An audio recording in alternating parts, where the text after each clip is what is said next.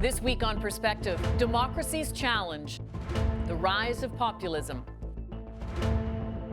If there's a common thread through the stories shaping these political times, it's the rise of populism. By some definitions, populism is the idea that society is divided into two groups, the people and the elites, us versus them. To be a populist is often considered an insult. But the world over, populism is on the rise. Consider Trump in the US, Duterte in the Philippines, Erdogan in Turkey, Orbán in Hungary.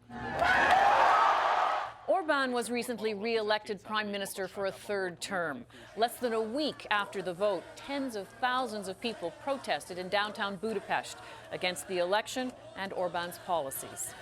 Orbán's primary campaign issue was the threat of migration. International election observers noted the campaign rhetoric was hostile, intimidating, and xenophobic, that media bias and campaign financing undermined the ability of other parties to compete fairly. Orbán has also already made significant changes to Hungary's electoral system. And now, because he won a two-thirds majority in the Hungarian parliament, he also has the power to change the constitution. He has asserted government control in the media and the judiciary. Orbán is clearly an accomplished and powerful politician. We're going to take a closer look at his power and politics and the situation in Hungary a little later in the program. But we're going to begin with a broader look at populism and democracy. Yascha Mounk is a leading expert on the crisis of liberal democracy and the rise of populism. He's a lecturer on government at Harvard University and the host of a podcast called The Good Fight, and the author of The People versus Democracy: Why Our Freedom is in Danger and How to Save It. We met in Toronto. It's been well known for some time that people have declining faith in government institutions, in politicians themselves, in journalists. What's surprising to me about some of your work is that it now attaches, that declining faith has attached itself to democracy, the very idea of it. Tell me what your work actually shows. Well, so as you're saying, for a long time there's this assumption that we can make a neat distinction between what social scientists call government legitimacy and what we call regime legitimacy. So we said, look, yeah, people are getting more and more fed up with particular politicians, particular governments tend to be more unpopular than they were, institutions have less confidence and trust in them. But you know what, all of that is fine, because this is just a sign of citizens becoming more demanding, more critical, that they sort of want better service, right?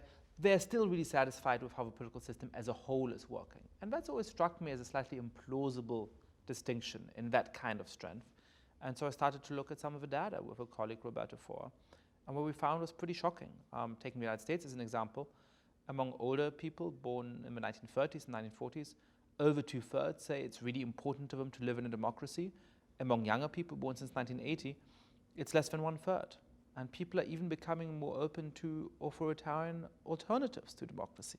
So the number of people, for example, who want a strong leader who doesn't have to bother with parliament or elections, or who are open to as extreme an alternative as army rule, has really gone up in the last decade. And that's in countries like the United States, which have been long regarded as sort of the bastion of democratic ideals. Do we need to think about democracy differently? You attach, I mean, sort of different, you talk about illiberal democracy and undemocratic liberalism. Help me understand what those mean. Yeah, so I think, first of all, we need to remember that our political system really has two key components. It's a liberal democracy. Now, liberal doesn't mean liberal conservative. It doesn't mean Trudeau versus Harper. It doesn't mean Obama versus Bush. It means a commitment to ensuring that we as individuals can actually get to lead a free life, that we can say what we want to say or not say, that we can worship in the way we want to worship or not worship, that we can be in a relationship with who we want to be. And all of that requires that there's no tyranny of a majority, right? That we preserve individual minority rights, and that you don't have a dictator who starts to take on more and more power. So we need the separation of powers, and we need the rule of law. The second element is the democratic element. We don't just want to be free, you and I, to do what we want. We also collectively want to be able to rule ourselves, right? So democracy means, in that sense, just the rule of the people, translating popular views into public policies. My fear is that these two things have been falling apart for a long time. That for a long time, our political system hasn't been sufficiently responsive.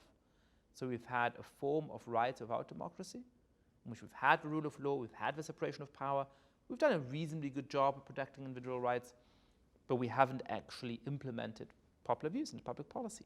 And does that help explain the disaffection and the disillusionment with democracy itself? Yeah, so this is one of the reasons for the rise of populists around the world, from Donald Trump in the United States to somebody like Recep Erdogan in Turkey, who are saying, you know what, the system isn't responsive anyway, the political elites don't care about people like you and me, so just trust me, I'm going to be the voice of the people. I'm going to really express what people feel. I'm going to drain the swamp, kick out the traitors, whatever the different phrase in each local context is. Trust me, right? Well, that was certainly Trump's rhetoric. Right. And he's a populist. But what about, put someone like Bernie Sanders in that picture? Because the question I'm driving at, is populism necessarily anti-democratic? It doesn't appear to be. Well, I think the way that I think about populism, it is always quite dangerous because populists claim there's an important distinction between an adversary and an enemy in politics. Mm-hmm. Somebody like John McCain in the United States marked it very nicely in 2008 in the last days of a campaign when he was running against Barack Obama.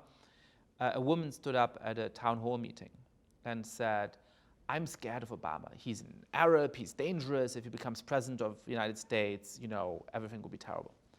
And McCain said, look, it's really important you vote for me. I think I'm a much better politician than Obama. I think I would be a much better president. But you know what? Obama is an honorable man. And if he becomes president of his country, you don't have to be scared, right? He was saying, no, he is an adversary, not an enemy. Populists don't make that distinction. They claim that I alone stand for the people, and everybody who disagrees with me is a kind of traitor. On that definition, I don't think that Bernie Sanders is a populist. So even though he might have left-wing economic policies he pursues, mm-hmm. I don't think that's a reason to call him a populist in the kind of way that I'm talking about. What do you think is motivating people, not just in the United States, but in Western countries in Europe where we've seen this happen, in Hungary and Turkey, as you pointed out, Poland? What is it that's motivating people, I guess, to want to hear that populist message that's, sort of, they're disillusioned on the one hand, but then they have to actually make a choice to follow that populist leader? So it's a set of things. One of them is this rebellion against a political system that's not responsive enough. Mm-hmm. But there's deeper drivers of it, right? I mean, people in every local context I go to and study and speak to people to sort of have their own explanations, right? So in the United States, it's, the Republican Party is radicalized for a long time. That's certainly true and seems like a plausible explanation. When you go to Germany, where I grew up, mm-hmm. and people say, you know why populism is on the rise? Because Angela Merkel is so centrist, and she's not a true conservative, and so it's leaving this open space on the right of politics. Those two things can't plausibly both be the reason at the same time. So we have to look at things that are in common among a lot of the countries that are going populist. So what are those? Well, it's a stagnation of living standards for average citizens, mm-hmm. especially strong in some countries, but even in Canada, that has reasonable policies that try to ensure that a lot of the gains from globalization and free trade go to average citizens. From 1950 to 1975 to 1980, the kind of things that an average Canadian could afford really just increased in a very tangible way. For the last 20, 30 years, that's not been the case to nearly the same extent. And so people never loved Ottawa. They never completely trusted politicians. They never said, those are paragons of moral virtue. Right. But they said, you know what, they seem to be delivering. In the end, they're sticking to their end of the deal. And now they're saying, hey, I've worked hard all my life. I don't have that much to show for it. My kids might do worse than me. Look at how expensive it is now to rent an apartment and to rent a house in a big city in Canada. So perhaps let's try something new.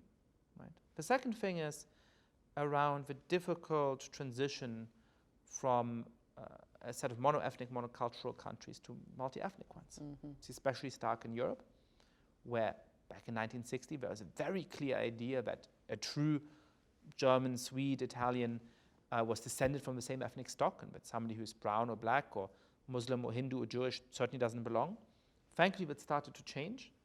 There's a lot of people who have something to lose from that, because they got advantages from being part of a majority group, mm-hmm. and getting to look down on other people. So that's a difficult political transition. In countries like Canada, like the United States, we've always had multi-ethnic societies. We've always had multi-ethnic societies with a steep racial hierarchy. And as we're coming to overcome that, that's something we should celebrate. We've actually made great strides on that, but it shouldn't be surprising that some of the people who held those advantages in the past are saying, hey, I'm afraid of what I'm losing here.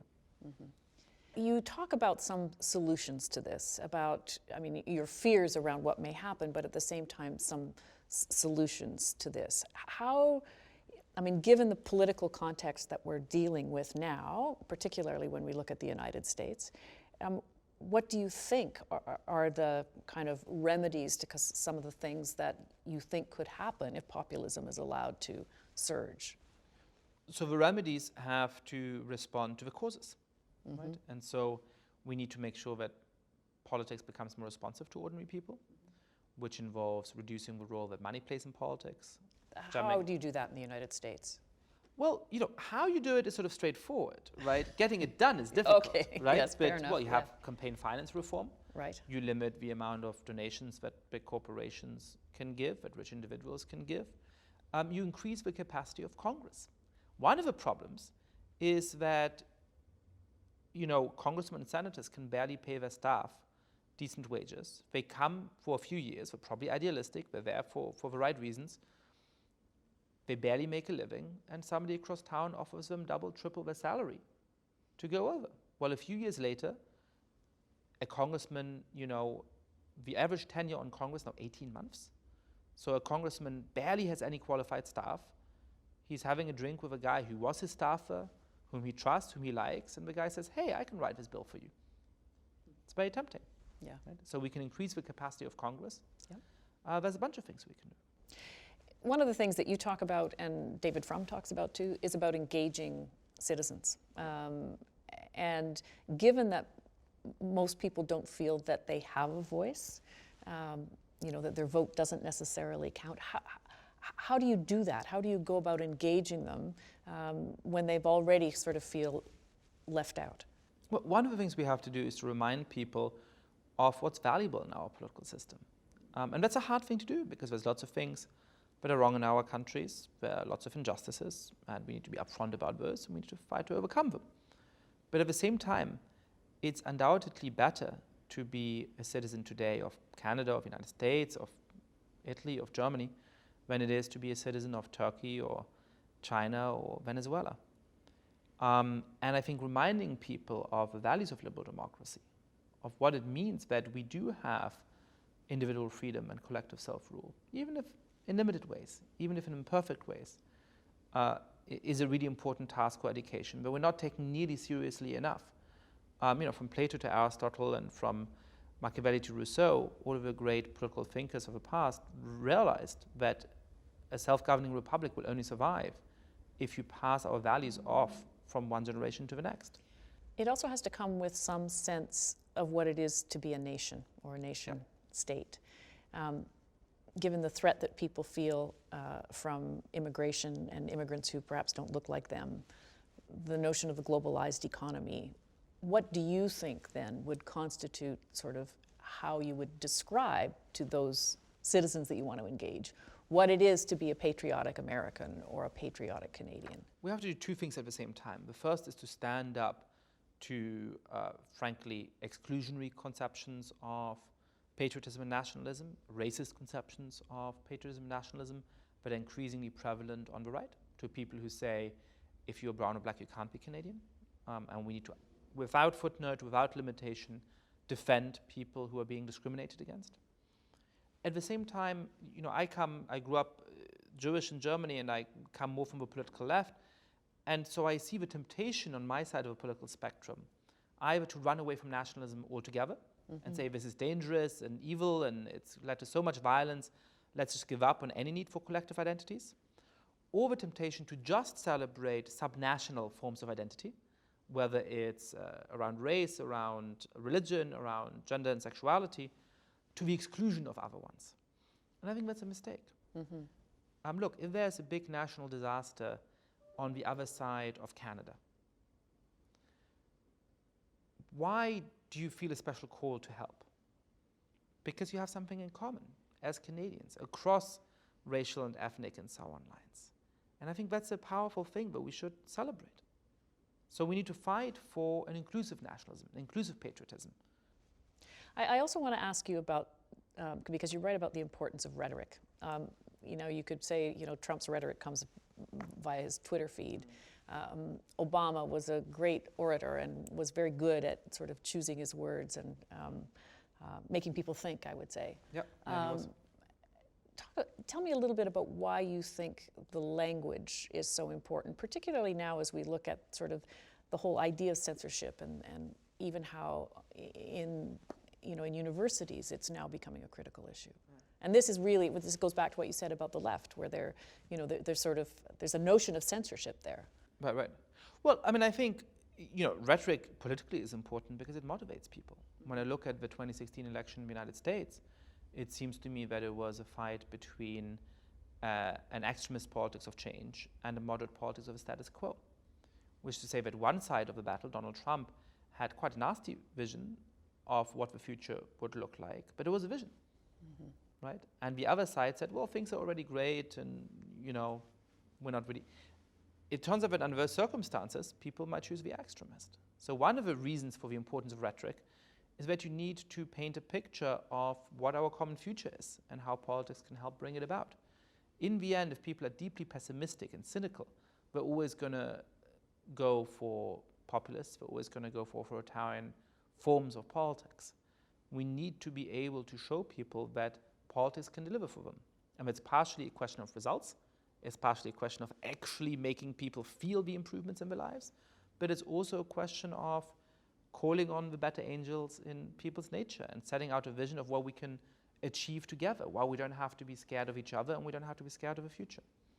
Also now put that in the context of the sort of push we see often from the left, as you pointed out, to limit freedom of speech on university campuses, to limit our choice of words if that's how we choose to speak. I think that you have to go into particular controversies to know exactly what the sides are and so on.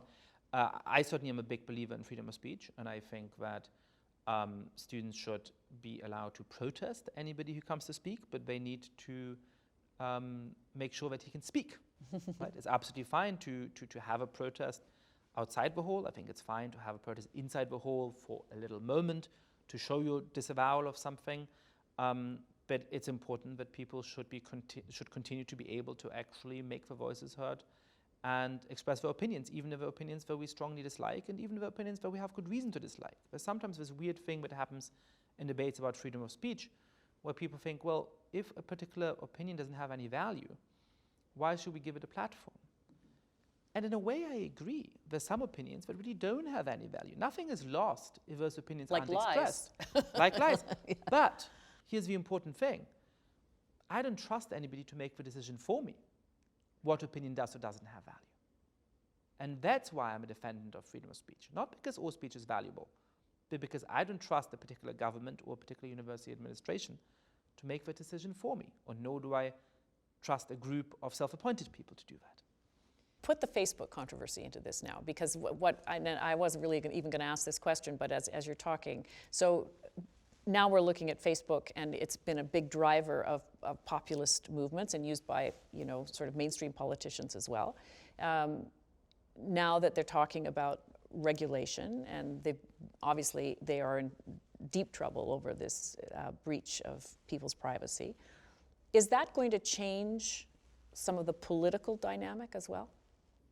I think it's already changed the political dynamic in the sense that one of the great transformations of the past decades is the fact that we used to have gatekeepers who were quite powerful, right? People who had jobs in public broadcasting corporations or people who owned private media companies. They got to decide whose views were given a platform and whose views weren't given a platform. Well, now through a website, you can basically for free spread your views to the whole world. And through social media, you can reach an audience of millions in a matter of minutes, of hours, if you post something that is of particular interest to people. And so that gatekeeping function has gone away. That can be a very positive thing. It's a positive thing in dictatorships, where it makes it easier for the democratic opposition to point out the corruption and the repression of a dictator. It can even be a good thing in democratic societies, making it easier for marginalized voices to be heard. But obviously it also makes it much easier for people who want to spread hatred, who want to spread lies, to have a real platform. Now, I mean, the thing that makes it particularly dangerous in this political moment is not that it's inherently good or bad, it's that it comes on top of all these other frustrations we've talked about. Is that people are already mistrustful of the ability of the institutions to deliver for them. It's that they already are fearful of cultural change. So they see Facebook as another gatekeeper? No, they can use Facebook and they can use Twitter in order to express. But isn't that the push now, though, to say, yes, there is this platform that we can all use, but at the same time now there's this sentiment that suggests that these social media organizations should become gatekeepers in some fashion.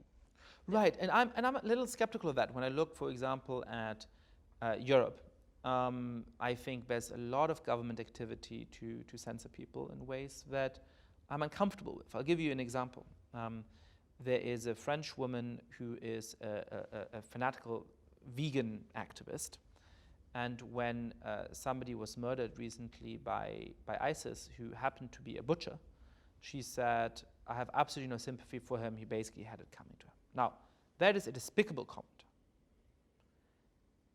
But the state has now given her a suspended 6-month jail sentence because she expressed sympathy for terrorists, supposedly. Again, the comment she made is despicable. I have no sympathy for it, whatever. But I don't think it's the role of the state to censor what people can say on Facebook in that way. And it's certainly not the role of the state to punish people for what they say on Facebook in that way. So look, we're not going to be able, in the end, to limit the supply, the offer of obnoxious and horrible ideas in our society. And trying to do that is going to make martyrs out of the populists and not be effective anyway. What we can do is to change the demand for them by actually fighting for our values and by actually making sure that we emphasize the things that are working in our societies as well. Now, Facebook and Twitter have to enforce the community guidelines that already exist. They certainly have to make sure that private companies aren't able to access data that is not legal for them to have. There are all kinds of ways in which these companies have to clean up their mess. But I don't think that more government censorship is the answer. After all of this, and I know this is your continuing work, are you an optimist? You know, I'm an optimist in one sense. You know, I'm not an optimist in the sense that I can promise you a happy end. Right. The rise of populism has been going on for 20 or 30 years. It's happening in many countries around the world. And we've seen that countries that seemed stable, that seemed safe 5 years ago to political scientists, now have a democracy threatened in very acute ways, like Hungary. Yes. So I can't promise you a happy end. What I can say is that I find this energizing rather than depressing. Because when I came of age politically, there were big stakes. There were important issues of public policy I cared about.